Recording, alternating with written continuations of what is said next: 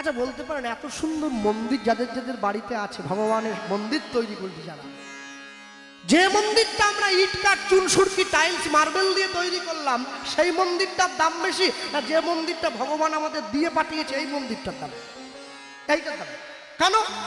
যা আছে ব্রহ্মাণ্ডে তাই নাকি আছে দেহভাণ্ডে। তাহলে মন ছিল বলে মন্দির তৈরি হয়েছে। আচ্ছা বলুন, যে মন্দিরটা আপনারা বাড়িতে তৈরি করলেন সেই মন্দিরে প্রত্যেকদিন সন্ধ্যেবেলা করে কি জ্বালেন? ধূপ, ধুনো, প্রদীপ, কি কর্পূর, ধুনো। তাহলে যে মন্দির মানুষ তৈরি করলো সেই মন্দিরে ধূপ জ্বালালো, আর যে মন্দির ভগবান দিয়ে পাঠালো সেই মন্দিরে বান্ডিল বান্ডিল বিড়ি জ্বালিয়ে বসে আছে। যে মন্দিরে পাথরের ঠাকুর বসে আছে সেই মন্দিরে ভগবানকে সেবা দেয়, আলু ভাজা, উচ্ছা ভাজা আর বড়ি ভাজা প্রেমানন্দে ভোজন করে নদী আরো রাজা, ভজ পতিত উদ্ধারণ শ্রী গৌর। যে মন্দিরে পাথরের মহাপ্রভু বসে আছে সেই মন্দিরে আলু ভাজা, শাক, শুক্তা সব মহাপ্রভুকে সেবা দিচ্ছে। আর যে হৃদয় মন্দিরে সাক্ষাৎ ভগবান বসে আছে সেই মন্দিরে কেজি কেজি মুরগির মাংস ঢুকিয়ে যাচ্ছে। রামকৃষ্ণ পরমহংসদেব বলেছিলেন, ঈশ্বর সবার মধ্যে আছেন, ঈশ্বরের মধ্যে সবাই নাই। ভগবানের মধ্যে গিয়ে বাস করা। হ্যাঁ, আজকে আপনাদের লক্ষ্মীকান্তপুরে যেখানে হরিসভা হচ্ছে, হরিবাস প্রস্তুত হয়েছে, যিনি বৈষ্ণব ঠাকুর, ব্রাহ্মণ ঠাকুর মন্দিরে ঘট বসিয়েছেন, তাকে আপনারা কোনোদিনও জিজ্ঞাসা করেছেন, ঠাকুর মশাই ঘট বসাতে গেলে একটা সংকল্প করতে হয়, সংকল্পটা কার নামে করলেন? উনি এক বাক্যে উত্তর দিয়ে দেবেন, পুরো গ্রামবাসীর নামে করা হয়েছে। কেন? সকলার কাছ থেকে ভিক্ষা করে তারপরে হরিনাম হচ্ছে। একার তো নয়, কেউ 10 টাকাও দিয়েছে, কেউ 5 টাকাও দিয়েছে, কেউ 500 টাকাও দিয়েছে। তাহলে সবার টাকায় যদি হরিনাম হয়, সবার মঙ্গলের জন্য গ্রামের নামে সংকল্প। গ্রামের মানুষ হরিনামের কৃপা তখনই পাবে যদি হরিনাম চলাকালীন গ্রামের মানুষ সম্পূর্ণ নিরামিষ সেবা করে। এমনি হবে মা বাড়ির আব্বা বিপদের দিনে যে পাশে এসে দাঁড়ায় ওকে বন্ধু বলে বলা হয়। বিপদের দিনে নিজের পকেটের পয়সা দিয়ে যে আপনার উপকার করে ওকে বলে বান্ধব। আপনার আত্মার সঙ্গে যদি তার আত্মার মিল হয় তখন সে আপনার আত্মীয়। আত্মীয় যদি আপনাকে গোবিন্দচরণে নিয়ে যায় তখন সে পরমাত্মীয়। আর যারা 6 মাসে 9 মাসে করে আপনার আমার বাড়িতে এসে ভালো মন্দ করে খেয়ে উল্টে আমাদেরকে গাল দিয়ে যায়, ওরা হচ্ছে কুটুম।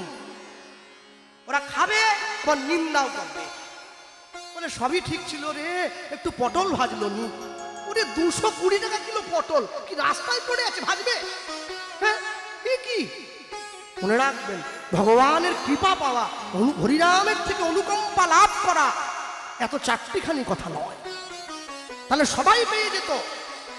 যখন বিবেকানন্দ গিয়ে বিদ্যাসাগরকে প্রশ্ন করছে, ঠাকুর এই বিদ্যাসাগর আমি বলতে পারেন কোথায় গেলে গুরু করতে পারেন, ভালো একটা গুরুর ঠিকানা বলুন তো। বিদ্যাসাগর এক বাক্যে বলছেন, কামারপুকুরে একজন লোক আছে যার নাম গদাধর চট্টোপাধ্যায়, রামকৃষ্ণ পরমহংস বলে যাকে যান, তুমি একবার তার কাছে যাও। তখনই পাঠাতে চাইছে, বিবেকানন্দ বলছে তোমার লজ্জা করলো না? তুমি একটা শিক্ষিত লোক হয়ে আমাকে পাঠাচ্ছ মূর্খের কাছে? শোনো, শিক্ষিত লোকের জুতো বাবা ভালো, মূর্খের সোনা বাবা ভালো না, আমি যাব না। আহা, গিয়ে একবার দেখো না, গেলেই কি দীক্ষা নিতে হবে? বিবেকানন্দ মনে মনে ভাবছে, এত করে যখন বলছে তাহলে দিনের বেলায় যাব না, রাতের বেলায় যাব, কারণ লোক দেখলে খারাপ। রাতের অন্ধকারে নিজের চাদরটা ঢাকা দিয়ে কামারপুকুরে রামকৃষ্ণদেবের পাতার কুটিরের সামনে গিয়ে দাঁড়িয়েছে, দেখছে দরজাটা আলতো করে ভেজানো আছে, পুরো লাগানো নেই, একটা প্রদীপ জ্বলছে ঘরে। বিবেকানন্দ দরজাটা খুলে স্তম্ভিত হয়ে গেছে, দেখছে রামকৃষ্ণ পরমহংসদেব যাকে মূর্খ বলে ভেবেছিল, তালপাতার উপরে দোয়াতে কালি ডুবিয়ে সরসর করে কি যেন লিখে চলে যাচ্ছে। ব্যাপারটা কি হলো? মূর্খ লিখছে কি করে? মূর্খ তো টিপ ছাপ দেবে, মূর্খ। বিবেকানন্দ যখনই গিয়ে দাঁড়িয়েছে, রামকৃষ্ণদেব কিছু না তাকিয়ে লিখতে লিখতেই পিছনে ডাক দিয়ে বলে উঠলেন, কে নরেন এলি? ঠাকুর আপনি আমায় দেখলেন কি করে? ওরে দেখিনি, না যদি দেখলেন তাহলে চিনলেন কি করে? না যদি দেখলে তাহলে চিনলে কি করে আমি এলাম? ওরে পচা গন্ধে আমার ঘরটা ভরে গেছে রে। তখনই বুঝেছি তুই এসেছিস। ঠাকুর আমার গায়ে পচা গন্ধ, আমি একটা শিক্ষিত ছেলে, রোজ সুগন্ধি দিয়ে স্নান করি, আর তুমি কি না বলছো? ওরে তোর গায়ের নয় রে, তোর মনের। এত বিদ্যার অহংকার তোর, শিক্ষার অহংকার তোর, অহংকারটা পচে গিয়ে গন্ধ বেরিয়ে গেছে। বেরিয়ে যা, বেরিয়ে যা, বেরিয়ে যা, আমার মা চলে যাবে ঘর থেকে, বেরিয়ে যা। বিবেকানন্দ ছুটে গিয়ে রামকৃষ্ণদেবের চরণে পড়েছে, ঠাকুর আমায় ক্ষমা করে দাও, আমি তোমায় চিনতে পারি নাই, আমি চিনতে পারি নাই।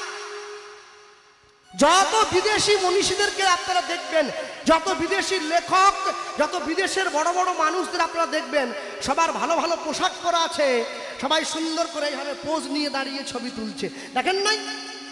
আর যত ভারতবর্ষের সাধু মুনিদের দেখবেন, দেখবেন ছেঁড়া কাপড় পরা আছে, চোখ বন্ধ করে বসে আছে। বিদেশের মহাপুরুষরা আমাদেরকে দেখায় বাইরেটা কত সুন্দর, সনাতন ধর্মের সাধুগুরুরা দেখায় চোখ বন্ধ করে অন্তরটা দেখো, ভেতরটা কত সুন্দর। হরি বল, হরি বল। সব সময়ের জন্য জানবেন, যারা বসে আছেন আজকে, ঈশ্বরের করুণা পাওয়া, ঈশ্বরের কৃপা লাভ করা, দেখি চারটিখানি কথা। হ্যাঁ, মানুষ চাইলে এখান থেকে চাঁদে চলে যেতে পারে, কিন্তু চাইলে ঈশ্বরের কৃপা পাবে না।